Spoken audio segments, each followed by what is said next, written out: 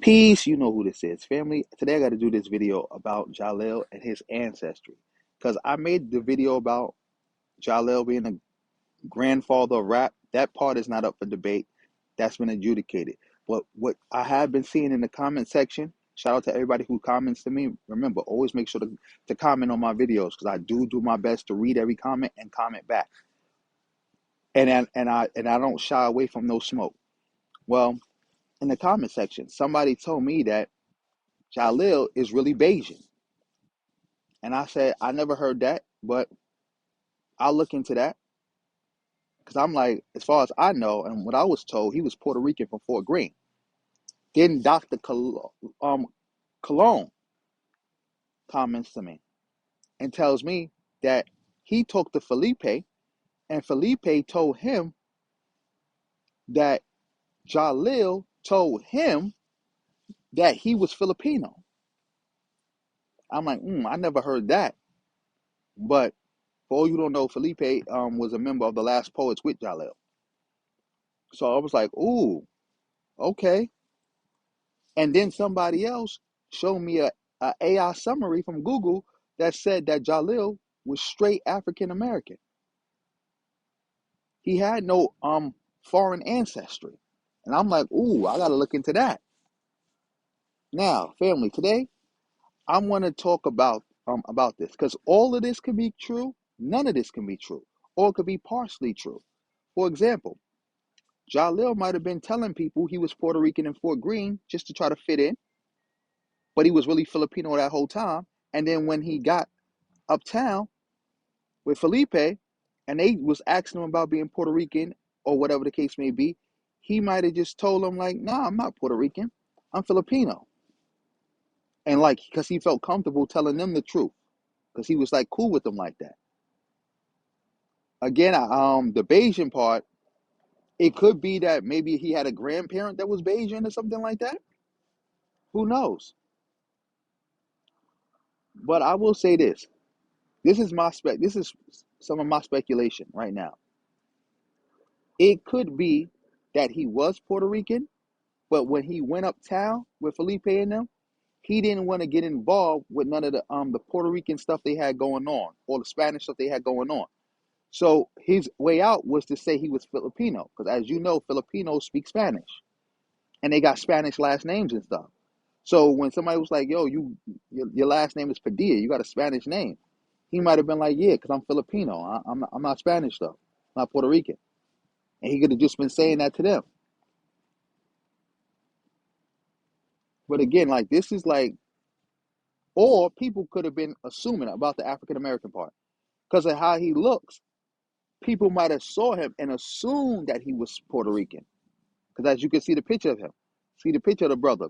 Somebody walking down the streets of New York could see him and be like, "Oh, Puerto Rican, Spanish."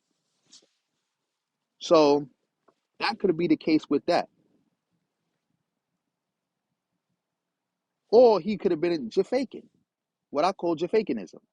Like I didn't invent the term Jafakan, but I invented the term Jafakanism. And I invented that term to talk about the phenomenon of black people in New York, especially like black Americans, pretending to have foreign ancestry. Like that's a big thing in New York.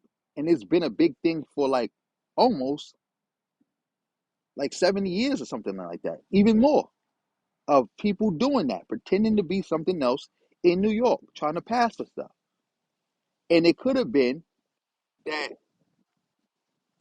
he was black American, whatever the case may be, and he was just telling people in Fort Greene that he was Puerto Rican. And then when he got around some real live Puerto Ricans uptown, he couldn't fake being Puerto Rican no more. So he just was like, "Yo, I'm Filipino."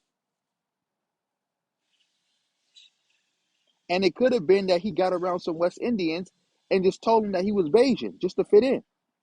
Like Disco King Mario. Disco King Mario was in New York telling people he was Jamaican, trying to fit in.